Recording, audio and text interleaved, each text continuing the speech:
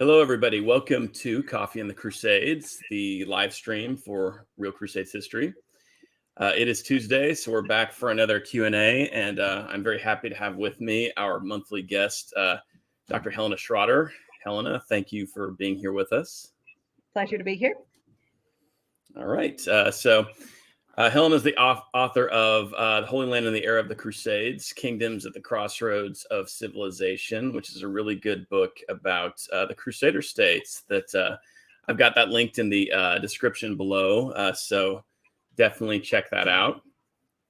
And everybody, kind of the way we do this is it's just about discussing topics related to the Crusades, medieval history topics.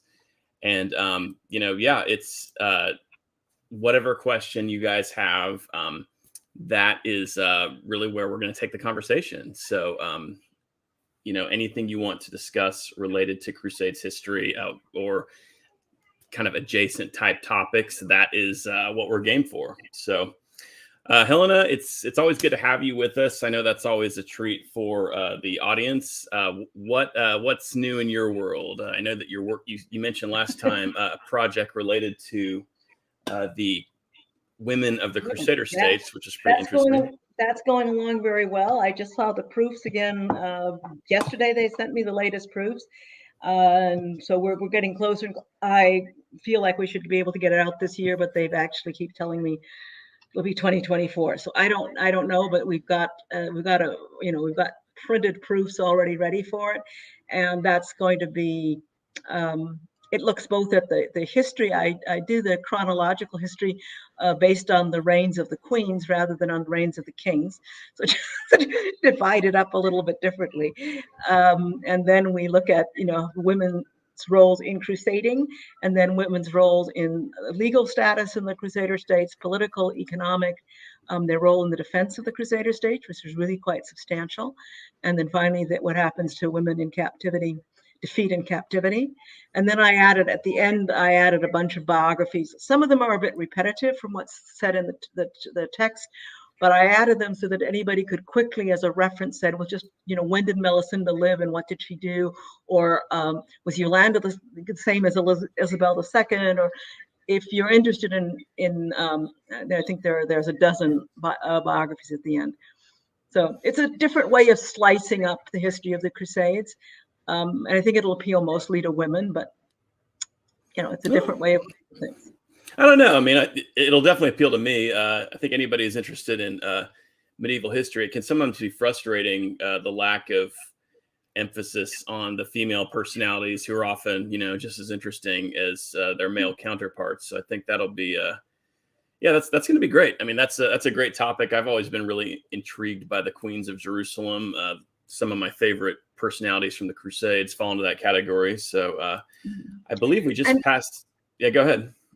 No, I just say it was a period. The 12th and 13th century was a period where women were actually much more empowered than in later centuries. People tend to think of history as what do we say, going in one direction only, and it doesn't. There are periods when women were better off and worse off, and the 12th and 13th centuries were in fact a period when women actually held comparatively a lot of power and influence, and they were comparatively empowered. And that's what enables them to be so active and so important in what happened at the time. All right, so let's jump into some questions here. And this is from somebody named Stormy Balerian. Maybe a little off topic, but Jay Stephen, are we still getting your book regarding the Third Crusade? And the answer to that is yes. I'm pretty much done. I mean, I am done with it. I'm just kind of in the nitpicky phase where I'm kind of going over it and, nitpicking different parts of it. So yeah, at some points I will definitely, stop doing that, and it will see the light of day. But I'm actually pretty proud of that book. I think, my intense interest in the Third Crusade, it's kind of the product of that, and sort of immersing myself in the source material and trying to kind of like create a narrative that serves all these. Yeah, that will happen. I just kind of am working it my own pace, I guess you could say. So, all right. And I have a question for the audience. oh, Is okay. that allowed? Absolutely. I do that all the time. Because I'd really be interested in how people do. They like novels? I mean, both you and I, we do both. I've written the nonfiction here, which I think is really important because it brought a lot of information together, and I think it's a useful source. But in many ways, it's the source I wished I'd had when I was writing my novels, because the novels also, for me, are an opportunity to really bring this to life in a way that a nonfiction book just doesn't. And the question is to me, how does our viewers, how often are they obviously some are interested, they wouldn't be asking you about your novel, but how do they see the alternative ways of addressing the Crusades? Yeah, If that is an anybody. interesting question. Are you interested in historical fiction, or do you just like straight up history? I like both personally. Um, I know I've talked to some people before who will say something like, "Well, I don't really want to read a novel about it because I want the real history." But that, to me, that sort of doesn't quite uh, get to the point of historical fiction. The point of historical fiction is really this attempt to kind of enter that world and experience it on a more human level, because just when you're just reading the history, it can be a little bit, it's that's more about just understanding the history. It's kind of two different purposes from my perspective. The really beautiful thing about fiction is that you can get into, as you say, you can look at things that the history doesn't tell you. We don't necessarily know the motives of why people did things. We don't naturally know how they felt about what they did. We can read, we have a record that tells us in part what people did. Sometimes we are told what people said, but it's often you can't even trust that. And going beyond that and trying to say what were the motives, or what would have caused somebody, what were the factors, the personality factors or the emotional factors that cause someone to do certain things, is something that history can't answer. A very good, biography might attempt to do that, but a real biography, as opposed to a fictional biography, would be compelled to say, well, we don't know. This is a possibility, and that's a possibility, and this is a third possibility. And that doesn't give you the same kind of intimacy with the character as if a novelist says, I'm going to take one of those theories and I'm going to show you what it would mean. The problem with a lot of people have, and a problem I have, is that there's much too much fiction that's written, that as soon as somebody says, well, it's fiction, they use it as an excuse to move away from what we know and to actually, fabricate and fantasize, and then they start throwing in magic or, something else. So the problem is, if you can have historical fiction that's really based on history, which I call serious historical fiction, it's one thing, but there's probably too many books that call themselves historical fiction out there that introduce so many inaccuracies that they become distracting to someone who wants to know what it was really like.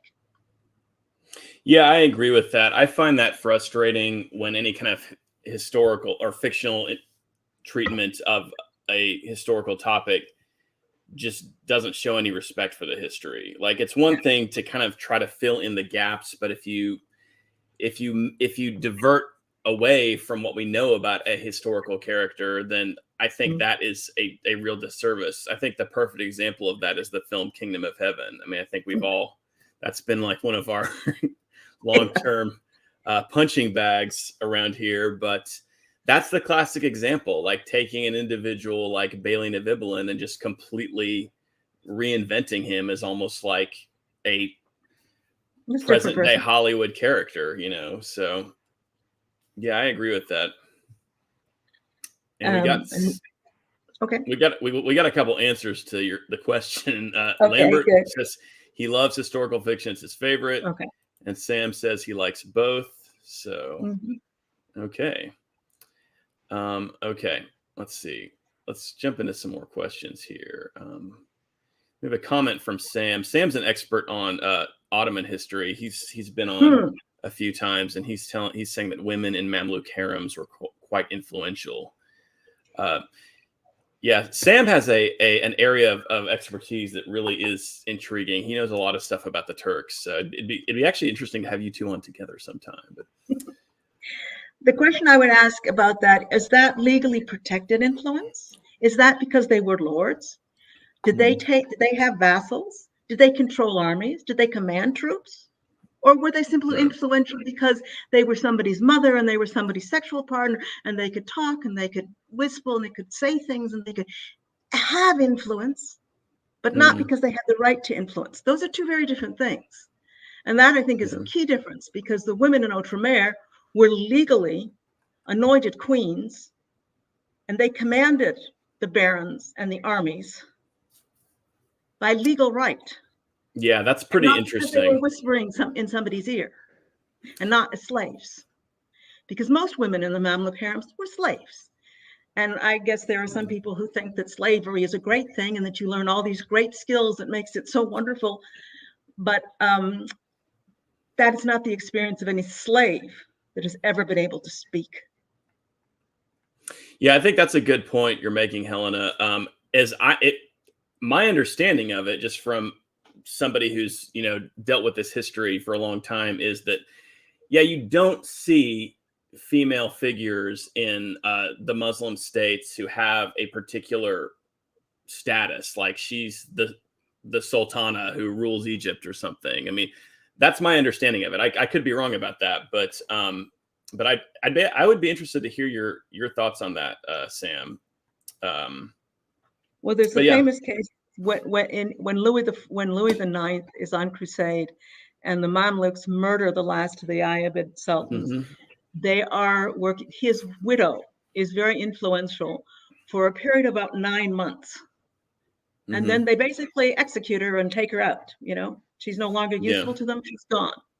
and I do also wonder too if some of this kind of I always think of the comments from Amin Maluf when he, in his book The Crusades Through Arab Eyes, his outro to that book is really fascinating, where he contrasts the legalism of the Latin West with this different type of political structure in the Muslim world, and how one had these stable political institutions, the other had an entirely different idea of how things were organized, and it was not nearly as institutional as things were in the West.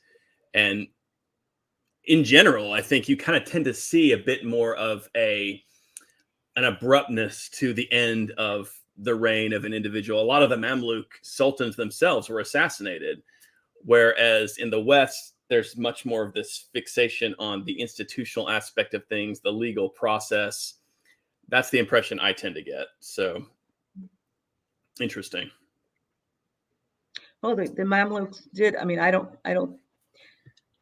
I mean, you just look at the last 50 from between 1250 and the fall of the Crusader states. Look at the almost every single Mamluk comes after some sort of an internal struggle and Hmm.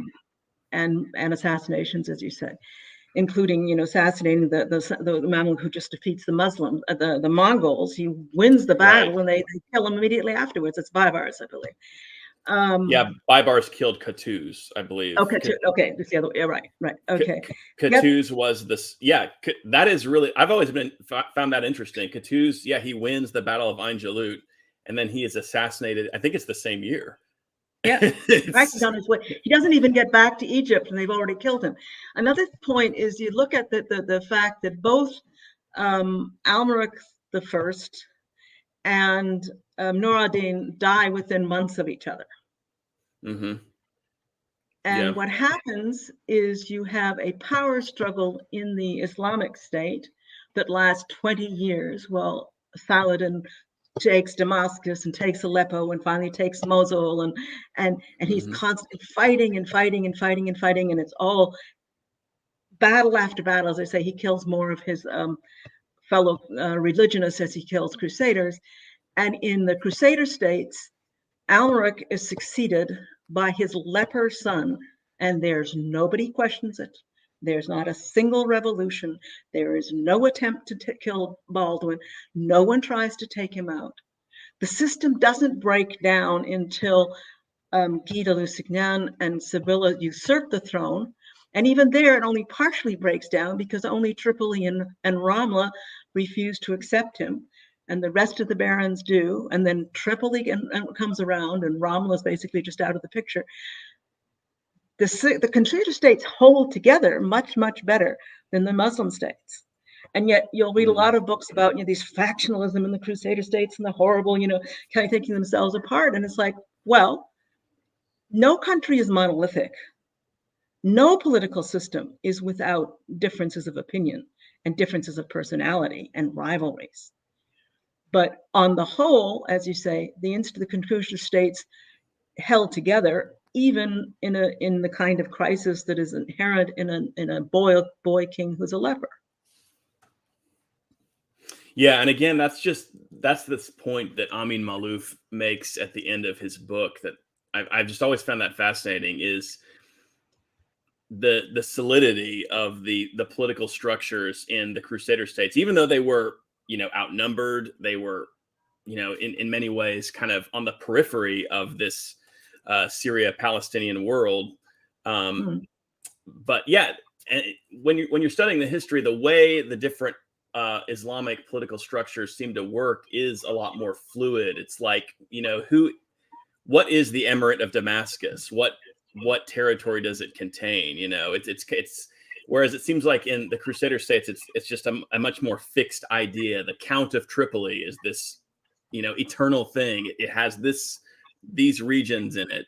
And even like after those territories are lost, like there's still the sense that legally this is what it is. So it's to the point where when Ibelin is taken shortly, very, very shortly, I think between, 42 and 44, 1242 and 1244, or something like that. Ibelin, Ibelin is retaken by via treaty. They regain control of Ibelin, and they go to the trouble of saying who is the closest heir to the last known, which was Balian to Ibelin. His living daughter is given the barony of Ibelin, not his more powerful grandson or nephews.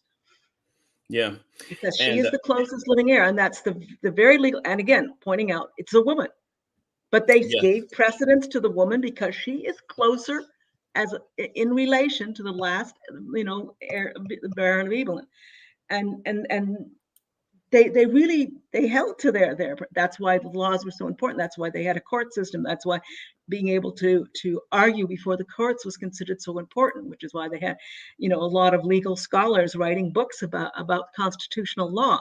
It was because they were a very legalistic society. And I should add, the medieval period was a legalistic period. I mean, almost all of our modern concepts of law, civil law, and I mean, what we call it, with juries and all of these things, innocent until proven guilty, trial by your peers. These things go back to the Middle Ages. Fundamental legal concepts. This is more of an Anglo-Saxon tradition. Yeah, and Sam here says that Maluf's book is a bit dated, and yeah, I certainly agree with you, Sam. It's not really a strictly scholarly work. It's a bit more of a popular history. It's just kind of that is, he has some interesting observations in there. And then Sam also had some comments. The wives of Mamluk sultans did have legal protections and rights to property. We know of them from Mamluk properties they endowed. Queen Mother was also a powerful position in medieval Islamic states. So that is, worth noting. And then he also points out very few Mamluk sources have been translated from Arabic to English. That presents a challenge studying them as well. Yeah. And one thing I do acknowledge is that sometimes this can be just a matter of the different ways that different civilizations deal with organizing themselves. I mean, it may be that, I come from a Western background myself. So the legal structures I find in the medieval Crusader states might make more sense to me than the legal structures I observed in the Sunni Turkish states that they were battling with. So, that's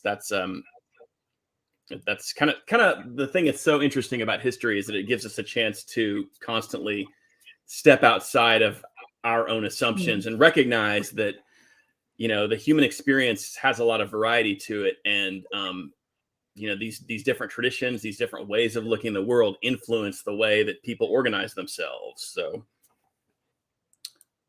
it's worth noting too. So anyway, I guess we'll jump into So here's a question from Lambert.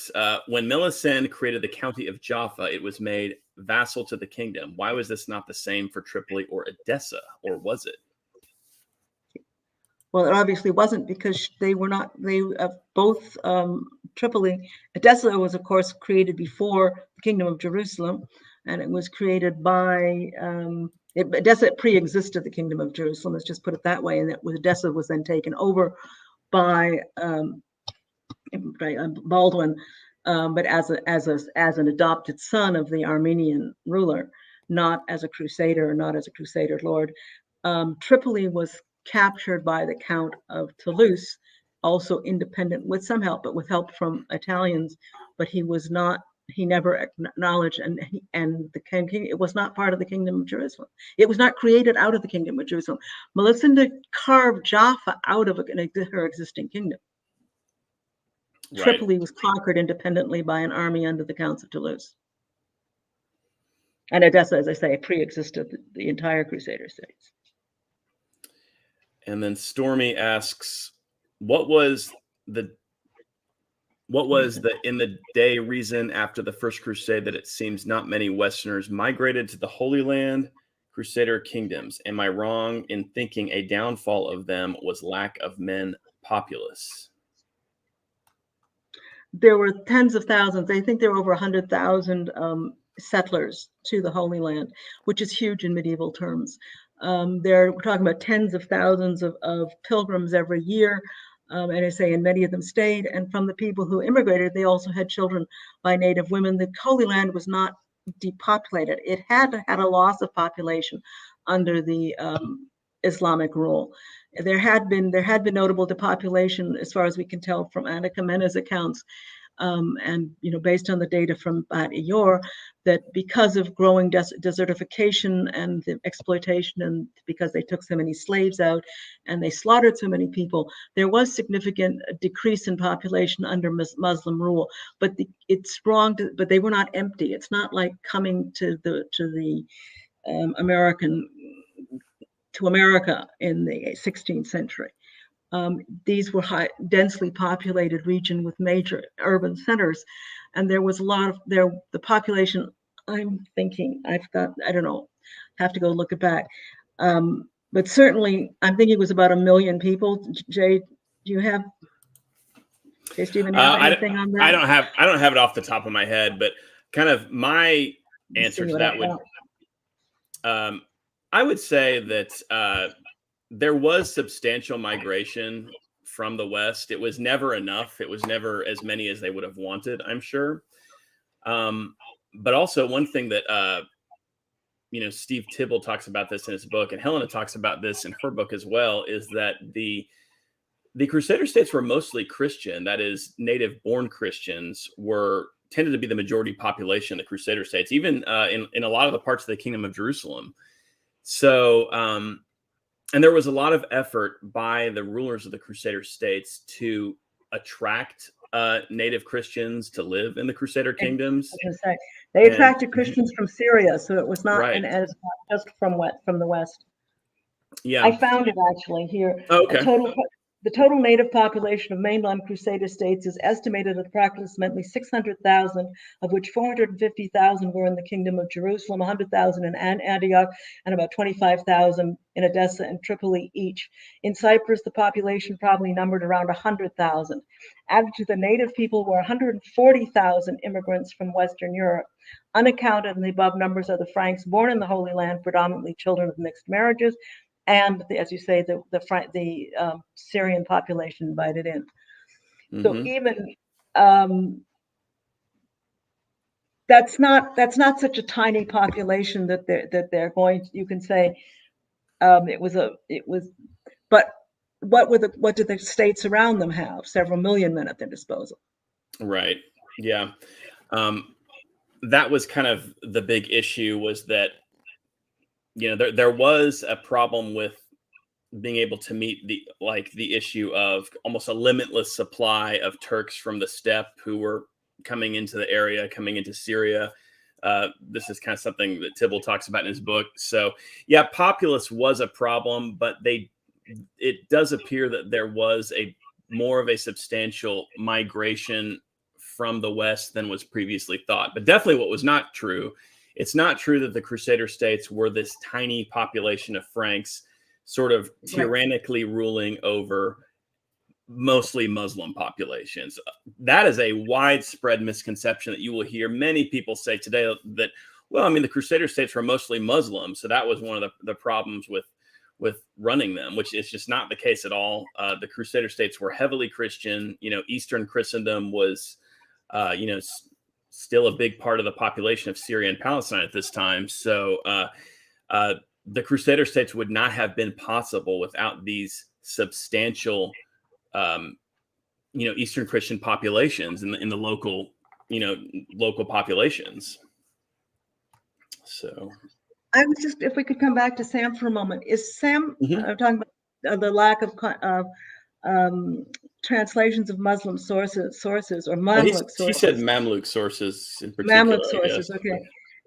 Is he familiar with Niall Christie's book? It's come out with Routledge. It's Muslims and Crusaders, Christianity's Wars in the Middle East from the Islamic Sources. And he is an Islamic scholar. He's Niall Christie is a PhD in Islamic history from the University of St. Andrews in Scotland. He teaches, Middle East history in Vancouver, Canada. And he's the author of the book Jihad and Ali ibn Tahir al-Islamic translation.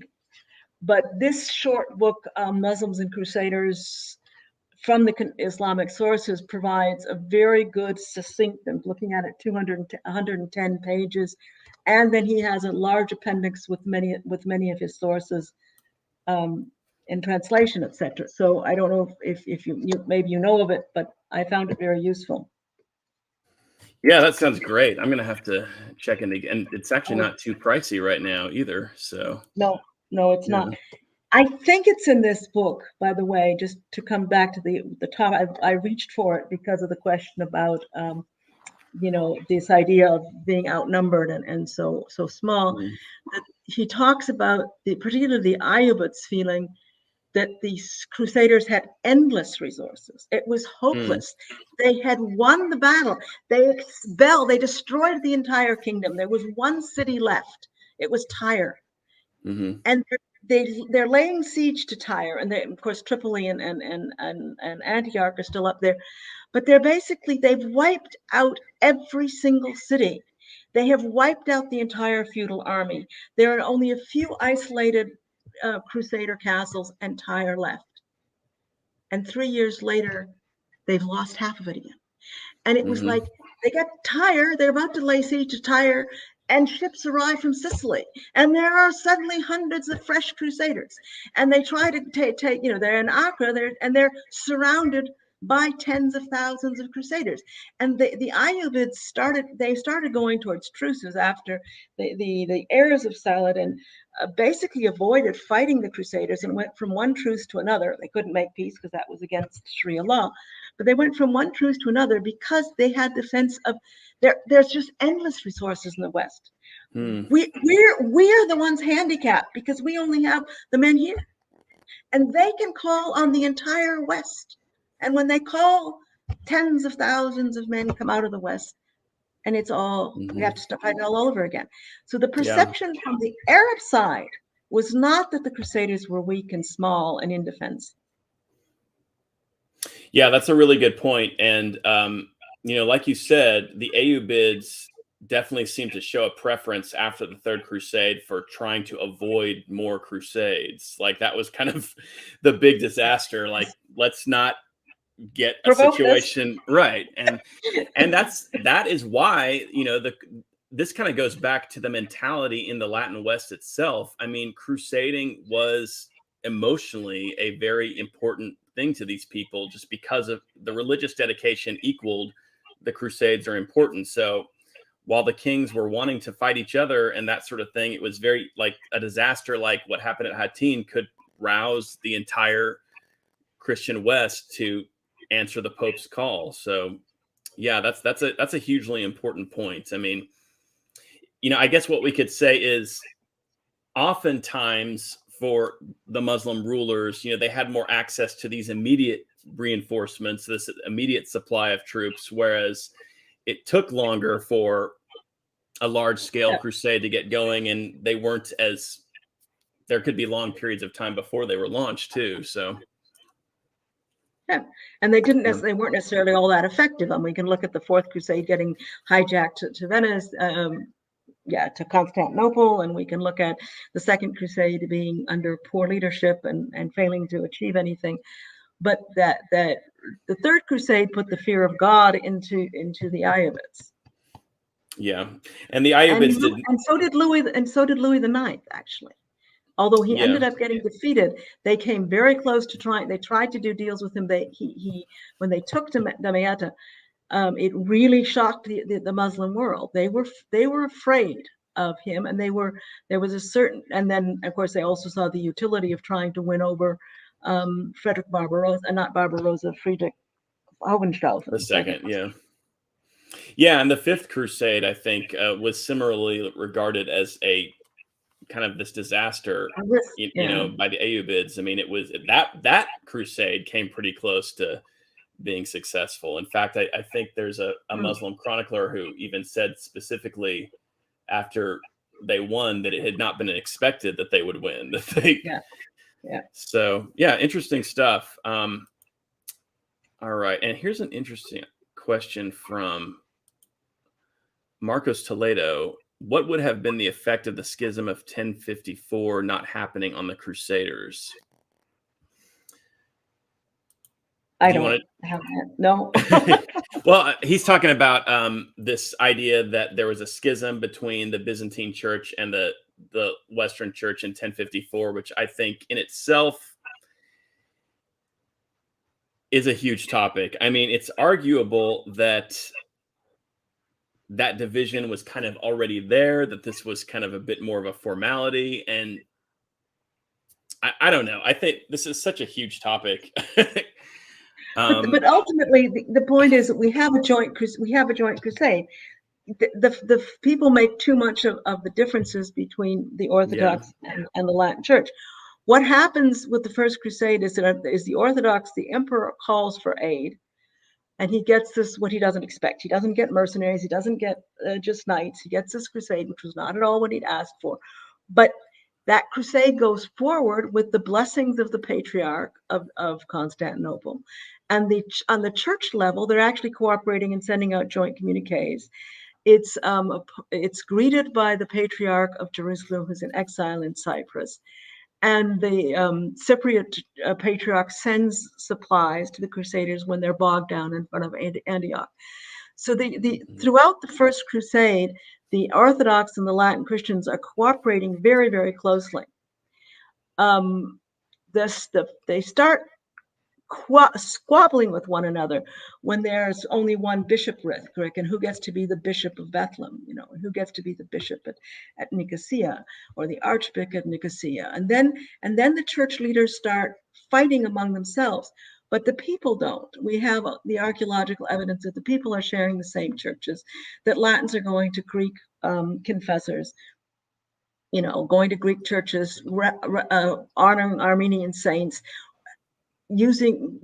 having icons and built to Eastern saints, painting, having them displayed in their homes and their churches. The people got along very well. We have the testimony of the Armenian Patriarch saying the Latins recognized anyone who worshiped the cross as Christian, and they didn't treat us differently.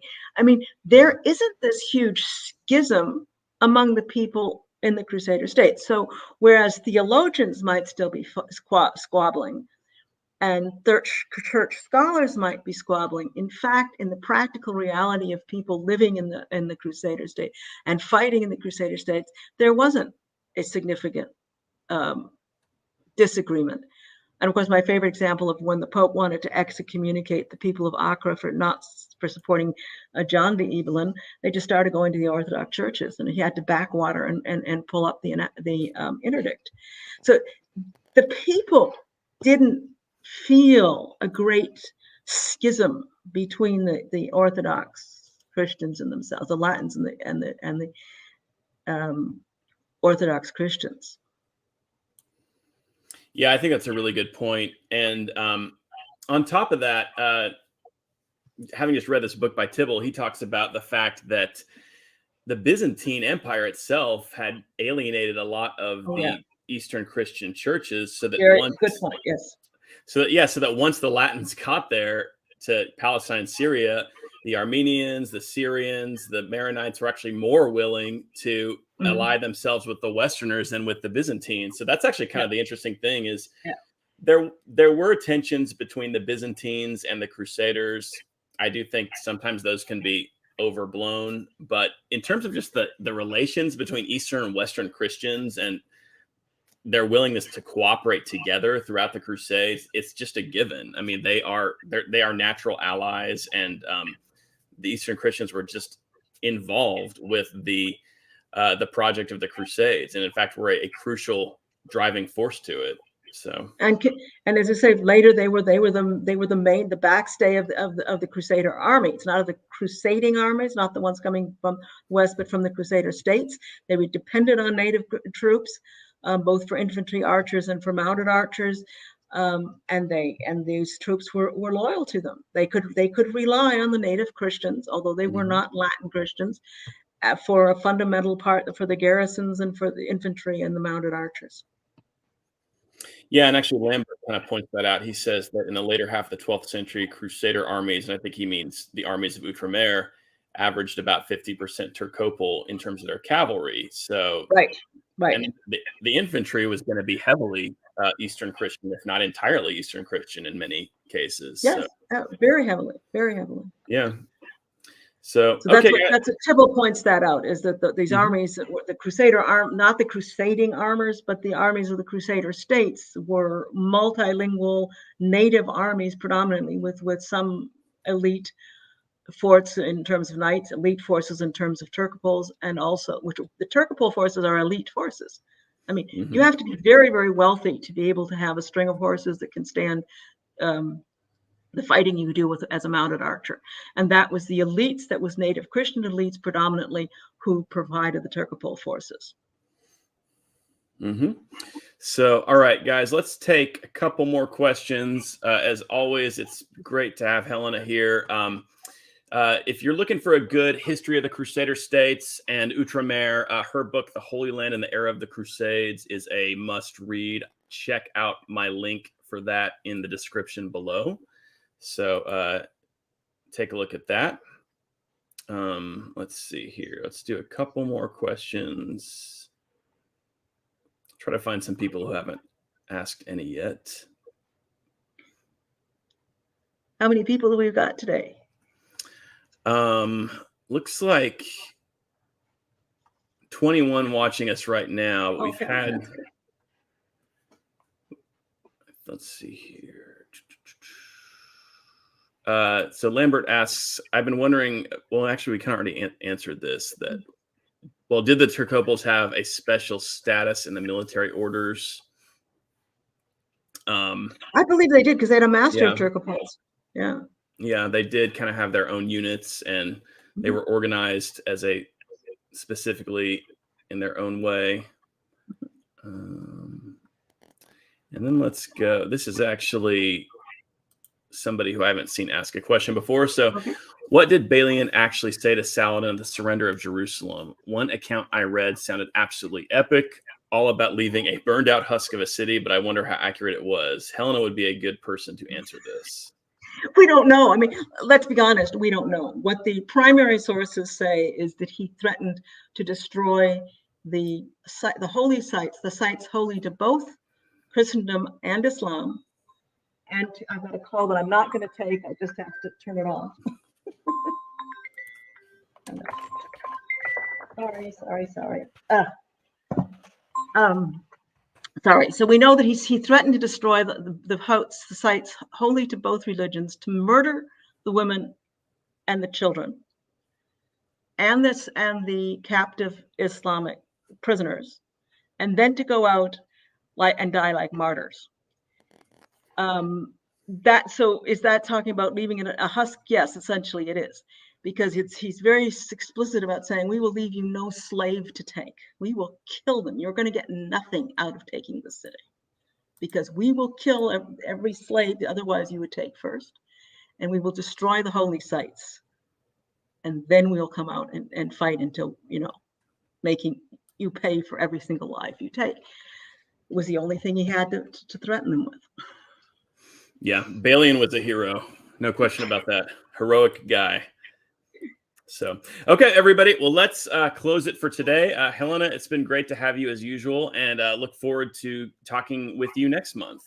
Okay, thank you. It's a pleasure. Thanks, everybody, for being there. Thank you, everybody.